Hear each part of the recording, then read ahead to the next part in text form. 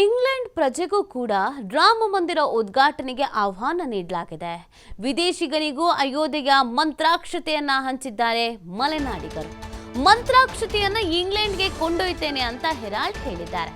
ಸೈಕಲ್ನಲ್ಲೇ 25 ದೇಶವನ್ನ ಸುತ್ತಿರುವಂತಹ ಇಂಗ್ಲೆಂಡ್ ಮೂಲದ ಹೆರಾಲ್ಡ್ ಭಾರತಕ್ಕೆ ಸತತ 9ನೇ ಬಾರಿ ಭೇಟಿ ನೀಡಿದ್ದಾರೆ. ಈ ವಿದೇಶಿಗ ಕೊಪ್ಪ ತಾಲೂಕಿನ ಮೆಣಸಿನಹಾಡ್ಯದಲ್ಲಿ ಕ್ಯಾಂಪ್ ಹಾಕಿರುವಂತಹ ಹೆರಾಲ್ಡ್ ಹಿಂದೂ, ಭಗವದ್ಗೀತೆ, ಅಯೋಧ್ಯೆ, ಶ್ರೀರಾಮನ ಬಗ್ಗೆ ಹೆರಾಲ್ಡ್ಗೆ ಮಾಹಿತಿ ಇದೆ.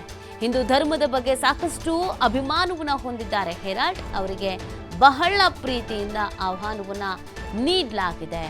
ಇಂಗ್ಲೆಂಡ್ ಪ್ರಜೆಗೂ ಕೂಡ ರಾಮ ಮಂದಿರ ಉದ್ಘಾಟನೆಗೆ ಆಹ್ವಾನವನ್ನ ನೀಡಲಾಗಿದೆ.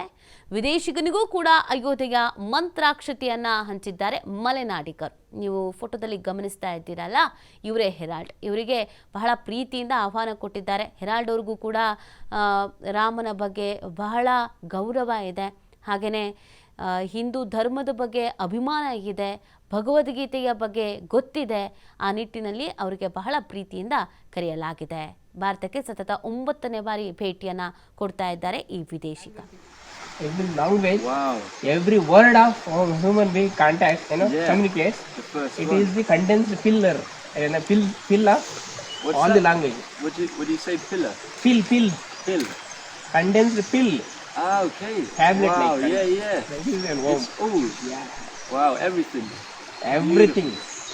Wow, that's so It cool. is, It's related. how RNA is coded, right? You know RNA, DNA, RNA. No. Okay. So every anatomy of human body is coded in a single RNA. It's like a cell of a human body. Wow, yeah. Yeah, every information, how many bugs you take before, every information will be there in RNA. So that kind of, coding is the letter O. Wow. And So it's like everything. Wow, that's beautiful. it is, uttered by Supreme God, Narayana, which contains everything, every language, Wow. every word.